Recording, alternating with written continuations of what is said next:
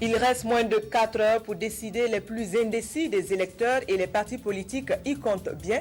À ce dernier jour de campagne électorale, les sorties se sont voulues convaincantes pour s'assurer les voix au soir du 17 février. Une nouvelle alliance pour la sécurité alimentaire et la nutrition. Elle regroupe le gouvernement burkinabé, le G8, les secteurs privés national et international. L'ambition est d'impulser une action collective pour accélérer la mise en œuvre des investissements agricoles. Et puis, c'est une scène comme on n'en voit pas souvent qui s'est produite ce matin en Russie. Un corps céleste s'est enflammé à sa descente, provoquant panique et blessés parmi la population.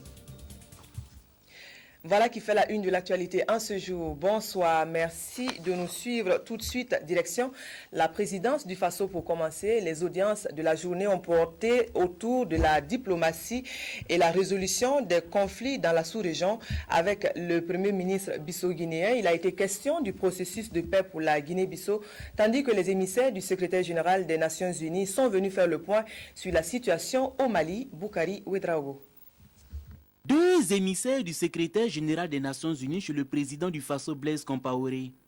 Romano Prodi et Saïd Djinit ont évoqué avec le président du Faso la situation dans les pays sahéliens et particulièrement celle du Mali. Pour les émissaires, le problème malien ne peut être traité de façon exclusive sans tenir compte de la situation dans le Sahel.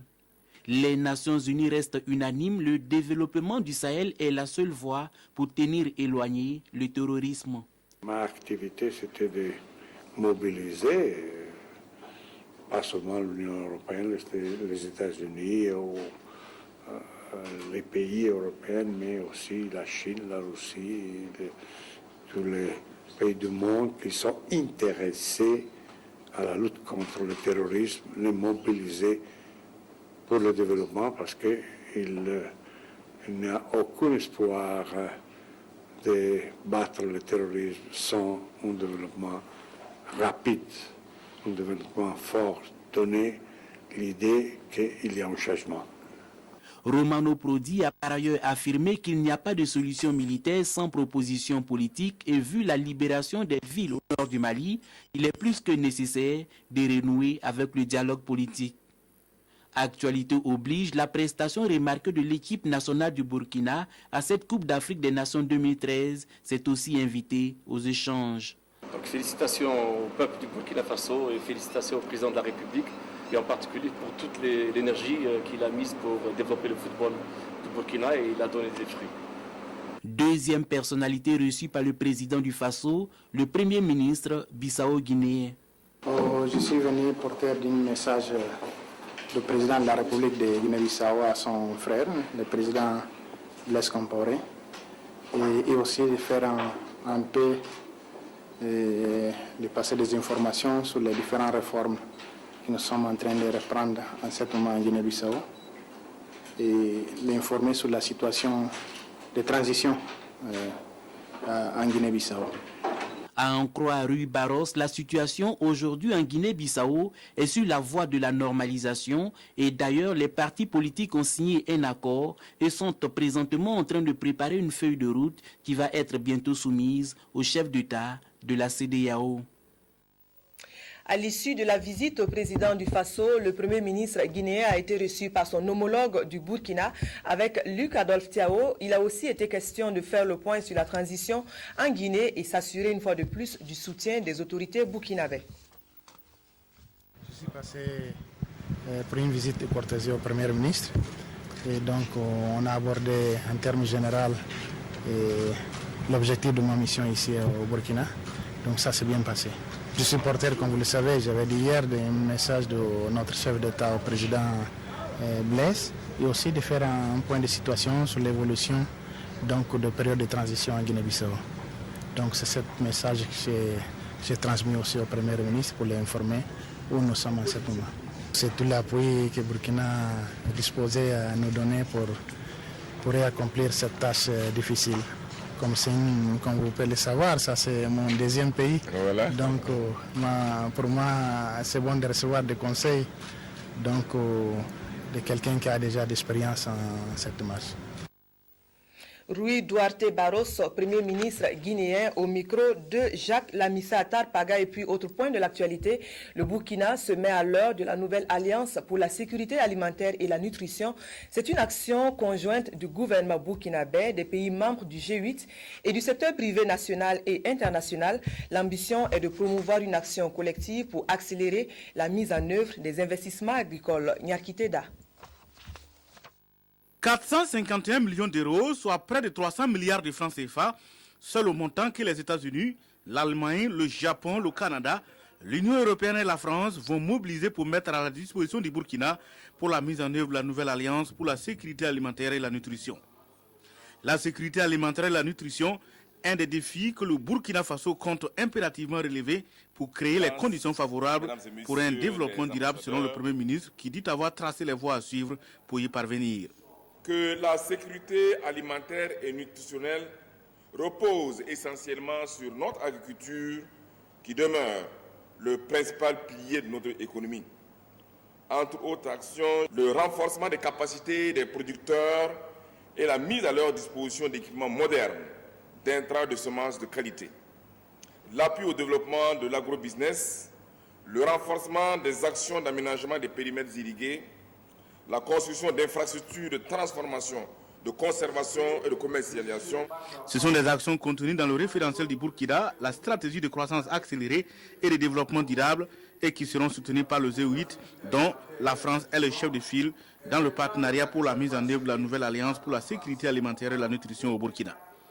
Il apparaît essentiel d'améliorer la sécurité alimentaire du pays à partir des exploitations familiales et à travers l'émergence d'entreprises agricoles modernes répondant aux besoins du marché, vous venez de le rappeler, Madame. Deuxième raison, la nouvelle alliance est une opportunité pour accélérer la mise en œuvre du programme national du secteur rural. La nouvelle alliance pour la sécurité alimentaire et la nutrition constitue un moyen de réaliser le partenariat public-privé dans l'optique d'impulser la croissance de l'agriculture et de lutter efficacement contre la pauvreté. D'ici à 2022, l'Alliance s'est fixée comme objectif de sortir 50 millions de personnes en Afrique subsaharienne de la pauvreté, dont 1 600 000 au Burkina. On revient sur la réunion des assemblées nationales à Paris. La coopération entre les parlements français et burkinabé était au centre des sujets de préoccupation du président de l'Assemblée nationale. Sur le volet communication et relations publiques, l'équipe de l'Assemblée burkinabé a pu partager les expériences de l'institution parlementaire française en la matière. Anatole Nakoulma et Sylvain Vebamba. Au nombre des structures ayant reçu la visite du président de l'Assemblée nationale du Burkina en France figurent les services de communication comme la chaîne parlementaire dont l'utilité n'est plus à démontrer. C'est toutes les questions qui intéressent la société. Ce n'est pas simplement la vie des partis politiques. C'est toutes les questions qui intéressent la société. Mais on ne fait que ça. On ne fait pas véritablement de programme de divertissement. On ne fait pas véritablement, par exemple, de sport. Si on parle du sport, c'est le sport dans la société. Je crois que c'est très important parce que, vous savez, la politique est un peu malade. Les gens doutent souvent, les jeunes parfois manquent de repères. Et donc c'est très important, je crois, d'expliquer que la politique, ça concerne tout le monde. C'est la vie de tout le monde dans la société. Au moment où de grands chantiers en matière de communication s'ouvrent à la 5e législature, de telles visites ne peuvent pas rester sans intérêt. La promotion, la culture de l'ouverture et de la transparence parlementaire passe nécessairement par un accès aux informations au profit des citoyens et de l'ensemble des organes de presse. La 5e législature devra donc s'atteler à renforcer les voies et moyens pour permettre aux citoyens et à l'ensemble des organes de presse d'accéder très facilement à l'information.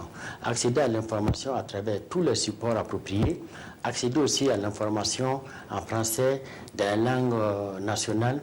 Et cette ouverture ne devra pas se limiter seulement à une chaîne parlementaire, mais doit utiliser tous les claviers possibles qui permettent aux citoyens d'être informés. La LCP, qui emploie 79 salariés, est une société anonyme à actionnaire unique, à savoir l'Assemblée nationale française. Et de retour chez nous, fin de cavale pour la bande dénommée la famille Marley. C'est elle qui sera à l'origine de la mort de Joël Ouedraogo, élève du Saint-Viateur à Ouagadougou. Le drame est survenu le 30 janvier dernier et la police vient de mettre la main sur les présumés criminels. Au nombre de 9, ils ont été présentés à la presse. Adama Koulibaly. La centrale de police de Ouagadougou était face à la presse ce matin au commissariat de Bogodougou. Selon le commissaire, c'est suite à la parution de l'article sur la mort d'un élève au lycée Saint-Viateur dans un quotidien de la place qu'il a été instruit par le procureur pour ouvrir une enquête au cours de laquelle 9 individus ont été appréhendés. Au stade actuel, je peux dire que l'enquête est quasiment bouclée parce qu'on a interpellé la plupart des suspects et surtout le suspect numéro 1 qui était en cavale que, comme je le disais dans ma déclaration, nous avons pu interpeller à environ 200 km de Ouagadougou. Donc dès ce soir même, ils vont être conduits devant le procureur. Voilà, et c'est lui qui décidera de la suite à donner à leur affaire. Pour la famille de Joël Ouedraogo, l'arrestation de ces présumés coupables augure l'espoir de connaître la vérité et surtout que les éventuels coupables soient punis. Joël ne serait pas mort pour rien si une enquête diligente était menée, si les coupables étaient arrêtés, traduits en justice, punis, pour que la société burkinabé sache que nous n'avons pas seulement un devoir d'instruction envers nos enfants, nous avons aussi un devoir d'éducation. J'en appelle à toutes les autorités politiques, administratives du pays, afin que nous puissions vraiment ensemble nous asseoir et redoubler d'ardeur pour lutter contre toutes les formes de violence. Car pour moi, l'école, c'est un lieu de vie. Vie pour l'esprit, vie pour le corps, vie pour le cœur. Et quand un événement comme ce que nous venons de vivre arrive dans une école, c'est vraiment dramatique. Au nombre de 9, dont 2 mineurs et 2 filles, ces individus élèves pour la plupart appartiendraient à une bande appelée la famille Marley. On ouvre à présent la grande page politique, derniers échos de la campagne électorale pour la reprise des élections municipales. Il ne reste plus que quelques heures avant minuit, heure limite. Le PDS Metba était ce soir au secteur 30 de Ouagadougou pour y rencontrer ses militants. Tanga Kafando. C'est le dernier meeting du PDS Metba, quelques heures avant la clôture de la campagne pour les élections municipales du 17 février prochain. Ici, au secteur 30, dans l'arrondissement 7 de Ouagadougou, le parti de l'Étoile verte use de ses dernières forces pour convaincre les plus indécis. Pour le président du parti, Aman Arba Diallo, l'espoir est toujours permis et il appartient aux électeurs de saisir l'occasion. Nous venons leur dire que tout n'est pas perdu. On a vu ce qui s'est passé au premier tour des élections. On a vu combien les gens ont volé, combien les gens ont triché. Mais si vraiment les gens de ce secteur pensent que quelqu'un peut les représenter valablement au conseil municipal de cette ville de Ouagadougou, nous avons les candidats qu'il faut. Et nous demandons à tous les militants PDS Metba de la ville de Ouagadougou et en particulier dans ces arrondissements où la reprise va être faite, nous leur demandons encore une fois de considérer que l'intérêt de la communauté, l'intérêt de là où ils vivent doit être primordial parce que c'est là que les changements sont nécessaires. Pour la reprise de ces élections municipales, le PDS Metba, selon ses responsables, a évité la dispersion des énergies. Objectif, réunir toutes les forces et miser sur l'arrondissement 7 où la reprise était nécessaire et où les préoccupations des populations tournent autour des lotissements et de l'assainissement. Et le PDS Metba promet des conseillers capables de résoudre ces préoccupations. C'est à son siège au quartier Tanguin que l'ODT a choisi de rencontrer ses militants pour ces derniers jours de campagne. Comme stratégie, le parti de l'Organisation pour la démocratie et le travail appelle à la mobilisation autour des idéaux du parti. C'est Sylvestre Da pour le compte-rendu. L'ODT, l'Organisation pour la démocratie et le travail, mobilise ses troupes pour la reprise des élections municipales dans certains bureaux de vote. À l'ancien arrondissement de Nongormassom de la commune de Ouagadougou, le parti entend ravir les 2 postes de conseiller municipal à pourvoir, ce qui permettra à l'ODT, parti de la mouvance présidentielle, de siéger au conseil municipal et contribuer ainsi activement au développement de Ouagadougou. Un message d'union de solidarité et surtout de paix. Et en cet message, c'est pour témoigner notre gratitude avec le public et pour leur dire vraiment que si on arrive à accéder au pouvoir, vraiment leurs préoccupations auront une entente. Ce qu'on a comme projet, on voit que dans le secteur, il y a des différents jeunes qui ont des associations légalement connues, mais ils ne sont pas entendus à la mairie. Donc nous, notre objectif, c'est de permettre à ces jeunes-là de s'intégrer réellement dans les activités de la commune. Et nous allons essayer d'aider les groupements de femmes à avoir des travaux de génératrices de revenus pour améliorer leurs conditions de vie. À ce meeting du 14 février au secteur 23 de la capitale, les représentants des femmes, des hommes, des jeunes et des vieux ont appelé les populations à prendre d'assaut les bureaux de vote le 17 février pour voter l'ODT afin d'assurer au parti une victoire éclatante. Ce fut également une occasion d'expliquer aux militants comment voter. Les dirigeants de l'Organisation pour la démocratie et le travail appellent enfin les uns et les autres à rester vigilants pour une crédibilité du processus électoral. Voter pour un changement positif, le message est toujours celui de l'ODT qui a multiplié les sorties au quartier Tanguin de Ouagadougou. Dans l'arrondissement, 2 postes de conseillers sont en jeu et le parti compte bien se faire une bonne place. Kadi Ouattara et Sié Sylvestre Da pour le compte-rendu. En ce dernier jour de la campagne, les premiers responsables et les candidats aux élections municipales de l'ODT, l'Organisation pour la démocratie et le travail, étaient face aux militants de Tanguin, un quartier de Ouagadougou. À ces meetings, le mot d'ordre était mobilisation et vigilance pour une victoire de l'ODT au soir du 17 février. Notre vision, c'est d'être le principal parti au Burkina Faso. Donc nous œuvrons pour cela. Et notre mission, effectivement, aussi, c'est donner à tous les citoyens burkinabés le bien-être social et le minimum vital, tout en les insistant à un changement positif. Et pour apporter un changement positif à la commune de Ouagadougou, le parti de Moïse Ouagadougou dit compter sur les voix des électeurs pour intégrer le conseil municipal. Dirigeants et candidats ont appelé les populations à sortir massivement le dimanche 17 février et opter pour le changement en votant ODT. Le Congrès pour la démocratie et le progrès, lui, vise les 6 sièges du secteur 19 de l'arrondissement 4 de Ouagadougou. Pas plus tard que ce matin, les responsables du parti majoritaire ont donné les dernières consignes à l'occasion du dernier meeting, le point de Jacques Lamissa Tarpaga. Le Congrès pour la démocratie et le progrès multiplie les assauts pour ces élections municipales complémentaires. Ici au secteur 19 de l'arrondissement 4 de Ouagadougou, le parti majoritaire déballe son arsenal de séduction pour arracher les sièges à pourvoir. Même si l'ambiance est festive, le message, lui, est plus strict et plus clair. Voter utile et massivement le CDP au soir du 17 février prochain. L'objectif est de démontrer que le CDP demeure le parti majoritaire au Burkina Faso et le travail déjà abattu sur le terrain augure de l'espoir pour ses militants. Nous avons lancé l'activité ici et nous sommes à la veille de la clôture de cette campagne et nous sommes venus constater que les camarades ont fait du bon travail, une forte mobilisation, mais aussi un travail de terrain qui est très productif. Et j'ai tenu à les encourager, j'ai tenu aussi à leur apporter les salutations de camarade Assimi Kwanda, mais surtout à leur dire de faire un travail de dernière minute pour que nous puissions amener tous nos sympathisants, tous les militants à faire un vote positif et un vote massif pour que nous ayons les 6 conseillers, surtout dans ce secteur, secteur 19 de l'arrondissement 4. Une vingtaine de partis politiques est en lice pour conquérir 20 sièges dans l'arrondissement numéro 4 de Ouagadougou. Le candidat du CDP, Zakaria Ouagadougou, a rassuré les militants et les a invités à maintenir la mobilisation. Ce meeting a été ponctué par les messages des représentants des différentes catégories sociales. Se succédant à la tribune, ils ont galvanisé davantage les électeurs du secteur 19 de cet arrondissement en vue de garantir un parfait succès au CDP à ces élections.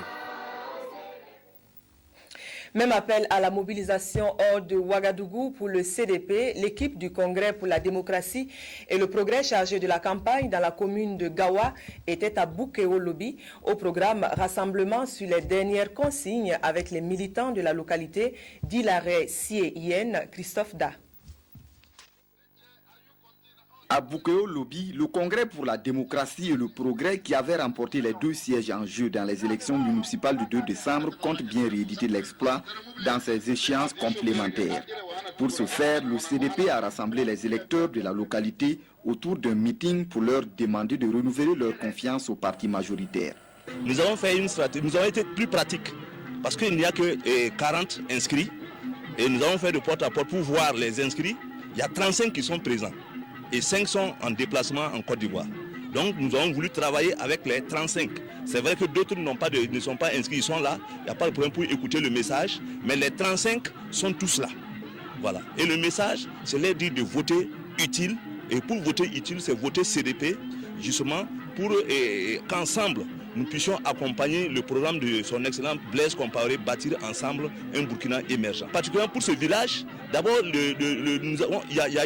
on a construit un CSPS pour le village, et donc les préoccupations, c'est sa fonctionnalité, l'ouverture de ce CSPS. Et on leur a promis que, en tout cas, le CSPS sera fonctionnel, si en tout cas ils votent utile. À 3 jours de la reprise des élections, les responsables communaux du CDP rassurent que les 2 sièges constituent un acquis. Parce que je suis sûr, ça ce n'est rien, on va encore travailler de porte à porte et je suis sûr, 100%, il n'y a même pas de problème, on prend les deux, il n'y a même pas de problème. Avec 42 inscrits sur la liste électorale, Boukéo Lobby est l'un des 2 villages concernés par cette reprise des élections municipales dans la communauté Kerwa. C'est par un meeting officiel de clôture que le CDP a mis fin à sa campagne électorale. C'est l'arrondissement 10 de Ouagadougou qui a accueilli la manifestation. Le point sur la rencontre avec Nyarki Teda.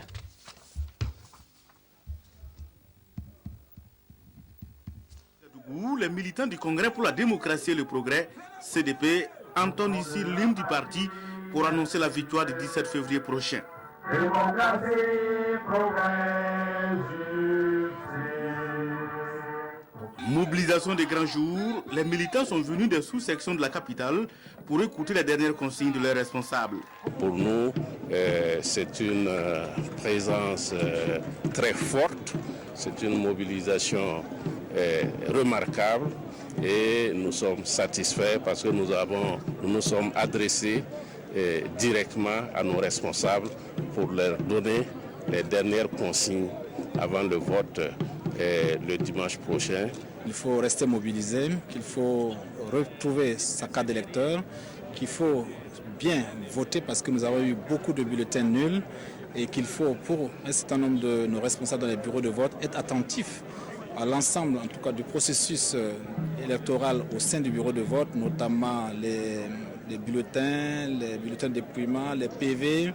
Il faut que nous puissions cette fois-ci ne pas nous retrouver dans des situations déplorables comme nous l'avons vécu. Au CDP, le maître mot reste le même, voter utile, c'est-à-dire le Congrès pour la démocratie et le progrès pour un Burkina émergent, ont fortement soutenu les intervenants au meeting de ce soir. La santé, l'éducation, la lutte contre le chômage et la pauvreté, la promotion de l'agriculture. En tout cas, les responsables du CDP estiment détenir la clé du développement du Burkina et invitent leurs militants à se mobiliser davantage pour ratisser large au soir du 17 février prochain.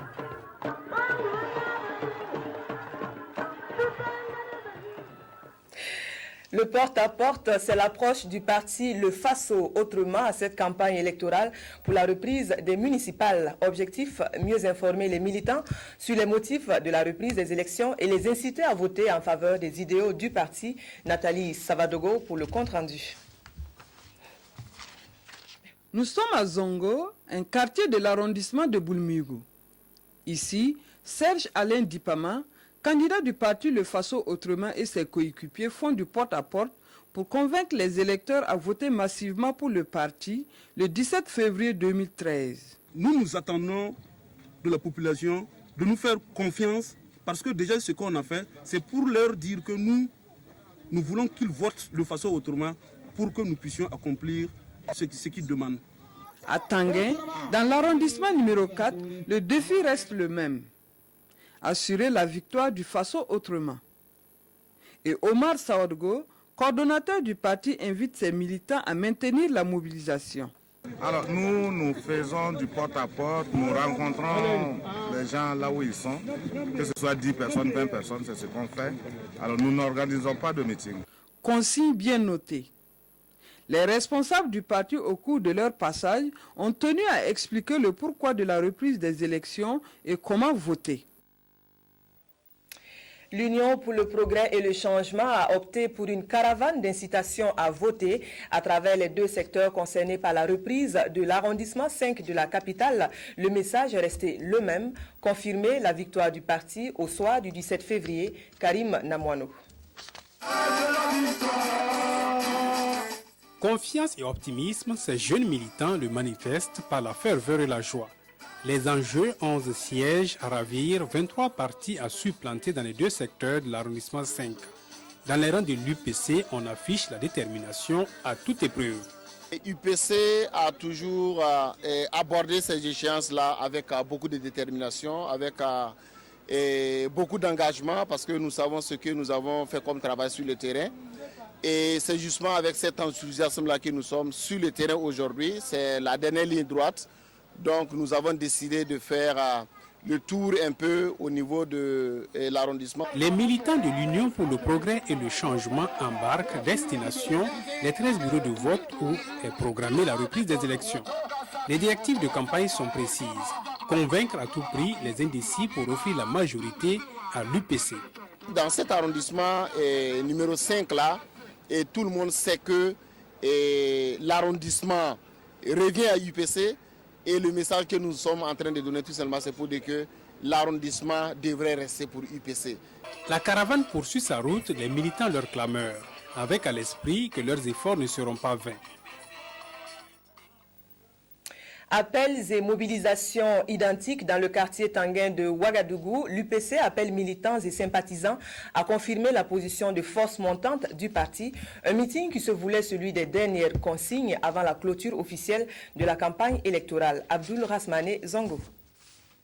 Concert de klaxons et autres bruits, c'est un signe annonciateur de l'arrivée au quartier Tanguin de Ouagadougou du président de l'Union pour le progrès et le changement, UPC. Zéphirin Diablé est sous escorte d'un pâté d'indéfectibles militants et sympathisants. Hommages, danses, ovations et interventions se sont succédés au cours de ce meeting. Objectif, consolider la place et le rôle de ce parti d'opposition, sanctionné par 19 députés à l'hémicycle lors du double scrutin du 2 décembre dernier. Et le message que nous avons délivré à nos camarades sympathisants est le même, c'est le message du changement autour de l'UPC. Nous avons la chance que maintenant, l'UPC n'est plus un parti inconnu, c'est un parti connu. De ce point de vue, la mobilisation a des techniques qui sont plus les mêmes qu'avant. Nous continuons à faire en sorte que nos comités de base s'activent dans les secteurs par le porte-à-porte, par le contact individuel, par le rassemblement des différents segments de la société, femmes, hommes, jeunes, et c'est comme ça que nous aurons la victoire. C'est ce dimanche 17 février que reprennent partiellement les municipales et l'UPC entend y jouer un grand rôle. En vue du rendez-vous de dimanche, le CDP et le RDB font coalition dans la commune de Gawa. C'est à Tienkwera, l'un des deux villages concernés par la reprise des élections dans cette commune que les deux partis ont sonné. La mobilisation, c'était donc ce vendredi. C'est un reportage signé de Draman Dadia.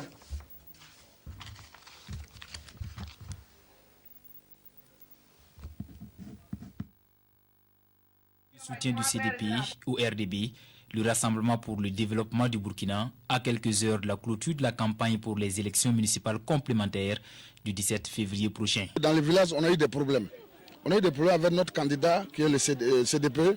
Donc on travaille ici pour RDB, pour que RDB remporte les 2 sièges.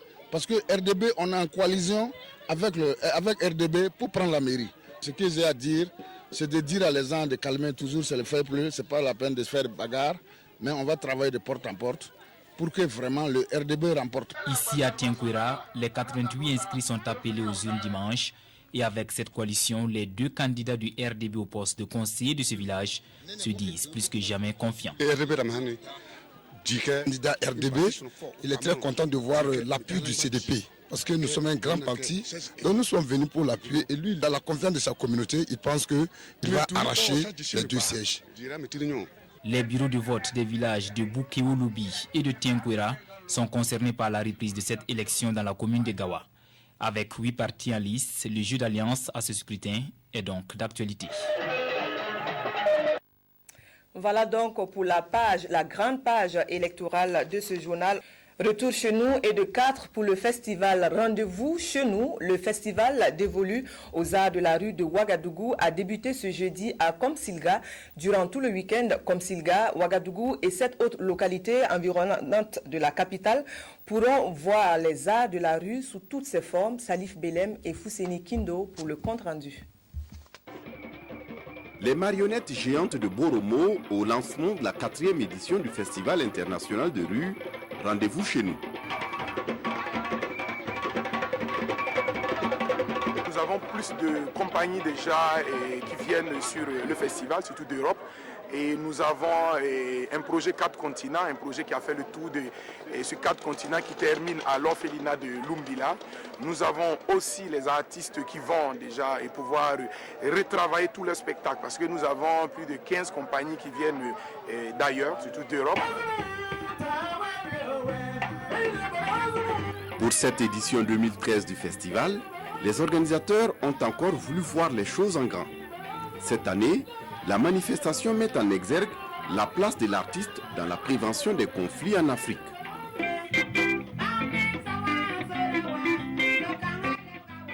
Tout le monde est un peu artiste.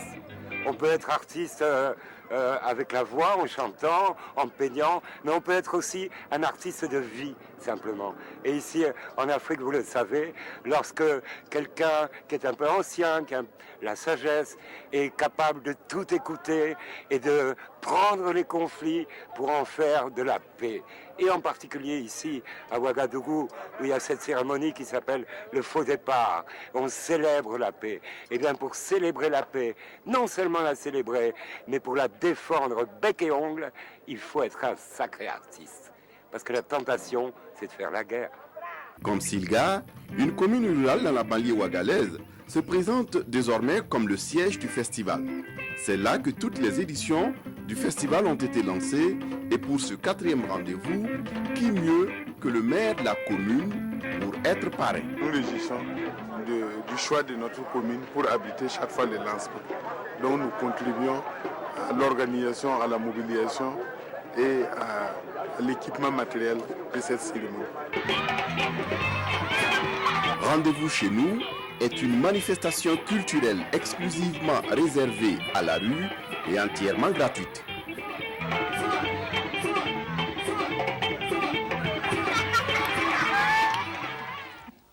Voilà donc un pan de notre patrimoine culturel pour fermer cette édition. Merci de l'avoir suivi. Nous vous retrouvons demain. Bonsoir.